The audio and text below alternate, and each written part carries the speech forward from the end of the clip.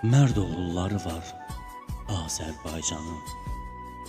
Asim də vətən üçün fəda etdi öz can.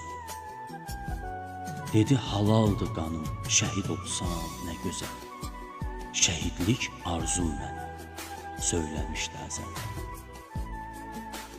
12 gün qalmışdı toyuna, tələsirdi. Nişan günü tortunun üstündə də əsirdi. Əzilməsin, naxşı pozulmasın demişdi can qardaşım. Nə biləydi fələyin, üzü sərtmiş qardaşım. Şəhidlik zirvəsinə ucaldı mərd qardaşım. O deyirdi torpağım mənim şərəfim, şanım. Mən şəhid gedirəm ki, unudulmasın adım. Nur üzlü saf diləkli, arzularım Çin oldu. Asim vətən yolunda əbədi şəhid oldu.